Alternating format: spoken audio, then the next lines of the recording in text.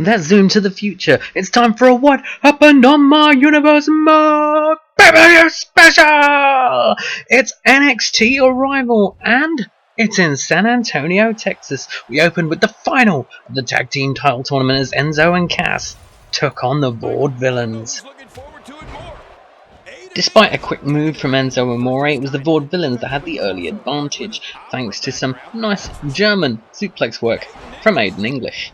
He tagged into Simon Gotch after a few moves and he took control a little bit more. Eventually Enzo would reverse a Irish whip into the corner and clothesline him down. Following a DDT, he finally got the tag into Big Cass. Colin Cassidy worked on Simon Gotch for a while, hitting a couple of big power moves, but then Simon Gotch got the advantage himself and showed off his power, holding Big Cass in the air for quite a while and then holding him down with some push-ups. He was taking the piss a little. Aiden English continued the assault and after a couple of moves, Big Cass snapped. He finally broke out, hit a fireman's carry, and then a huge gorilla press slam. After a big black hole slam, Colin Cassidy tagged in and threw Enzo Amore at Aiden English. Then after a running splash and a tornado DDT, it was more double team moves, with a Hurricane Runner into a powerbomb and then the finishing maneuver. Once they got rid of Simon Gotch, it was 1-2-3 and Enzo and Cass were the tag team champions. But they didn't even have a chance to grab the titles before Blake and Murphy turned up, making their debuts. And evidently they had friends in high places because they got the first title shot at Enzo and Cass straight away, and straight away they started working on Enzo.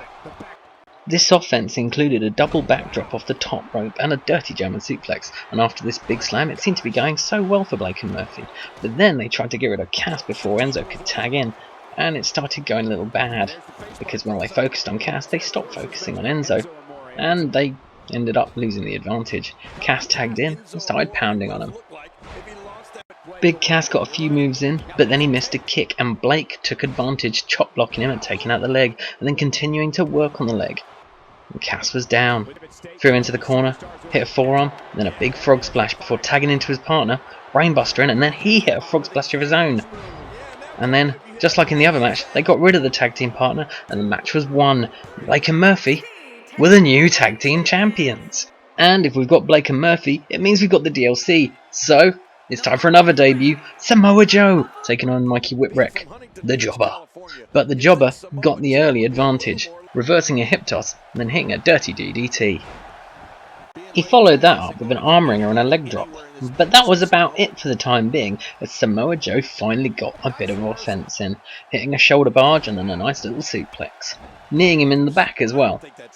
After that, a Samoan drop, and then surprisingly, Mikey jawbreakered him and got the advantage back, hitting a crucifix. Whipwreck tried to work on the arm and then slammed Joe down, but it wasn't enough and Joe got back up, punched him in the gut, and then hit a big DVD. Samoa Joe tried to win it there and then, locking in a nasty submission hold, but he couldn't make Mikey Whipwreck tap. So he got a bit more sadistic and started hitting more moves. A belly to belly, a big kick to their head, and then a shining wizard.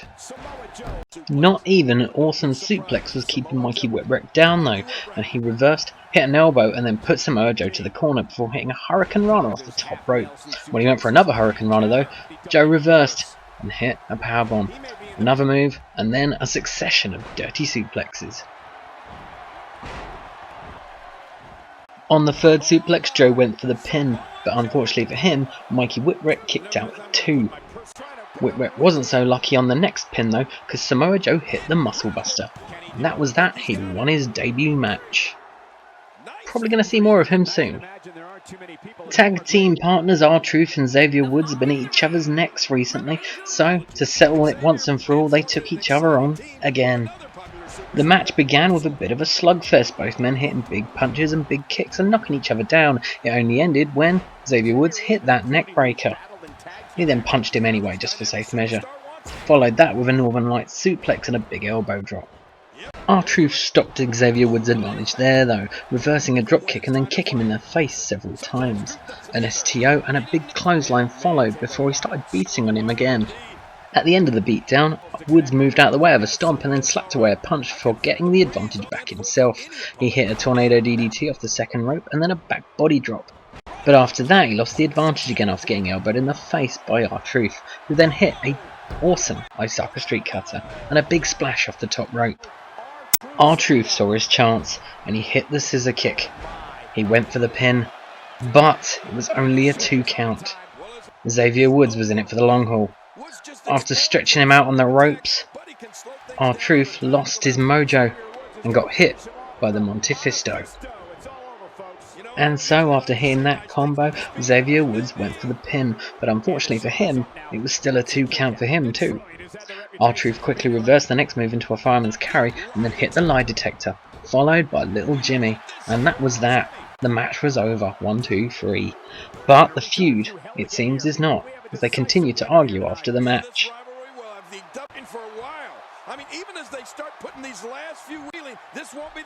Now the next match is a special attraction and has a big stipulation. As Bam Bam Bigelow, Sin Cara, William Regal, Bo Dallas, Sami Zayn and Fit Finlay all battle for the right to take their place on the main roster. So basically it's a 6-man battle royal where the winner gets to go onto the main roster. We called it the I'm on the main roster, get me out of here battle royal. Nice, huh? It was, as always, organised chaos, although that was a nice half Nelson suplex from Sami Zayn on Sin Cara. During the battle royal you couldn't really take your eyes off the action in case you missed something, like that neck breaker by Regal, or that back breaker by Regal, or that gourdbuster by Bam Bam Bigelow, or Bo Dallas getting eliminated by Sami Zayn. And so there were 5, but the action didn't stop there, and Fit Finlay hit a nice Samoan drop, while Bam Bam hit a nice gut-wrench suplex on Sin Cara, and yes I know it was a gut-wrench suplex earlier, not a gourdbuster, just in case you wanted to correct me on that. Oh look, that was Sami Zayn hitting a cool sunset flippy thing, which I thought was Sin Cara's move, but no, and Regal reversed into a DDT. Then Sami Zayn hit the Blue Thunder Bomb. And after that, that was that for William Regal, as Sami Zayn eliminated him as well. And so, there was only 4 left, 4 men that could go back to the main roster. Sami Zayn definitely wanted that spot when he hit a haluva kick on Bam Bam Bigelow, but it was Finlay who made the next impact, getting rid of Sin Cara. When he tried to get rid of Bam Bam though, Bam Bam pushed him away and Sami Zayn hit him in the back. This gave Bam Bam a chance to throw him out, and we were left with just Bam Bam Bigelow and Sami Zayn for the right to a main roster spot. And Sami Zayn took it, first hitting the Exploder into the corner, then drop kick him out of the ring. Sami Zayn will be on Raw. In another feud that's been simmering recently, Hardcore Champion Kevin Owens put his title on the line against Hideo Itami in a Falls Count Anywhere match. You know, because it's for the Hardcore title. And it was Owens taking the initial advantage, using a more technical route than you would normally in a hardcore match, but before he could do any real damage, Hideo Itami had taken control and started kicking him, including an awesome springboard dropkick. When Itami missed a punch, Kevin Owens made him pay by headbutting him and then kicking him down.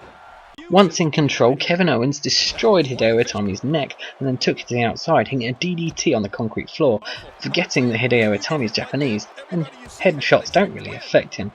He then took a bit of control, kicked him in the face, but before he could take a chair to Kevin Owens reversed and hit a suplex. Hideo Itami wasn't staying down though, and he quickly locked in a choke, and he held it in for quite a while, but Kevin Owens fought out and threw him away. As Owens recovered, Hideo Itami grabbed a chair and hit 2 devastating shots before powerbombing him onto the chair. But this wasn't going to be the most destroying move you'll see. First off, after Kevin Owens reversed a punch, he hit a package swing move, but then an actual package piledriver on the outside, and people don't get up from that move, so boom, Kevin Owens retained the Hardcore title.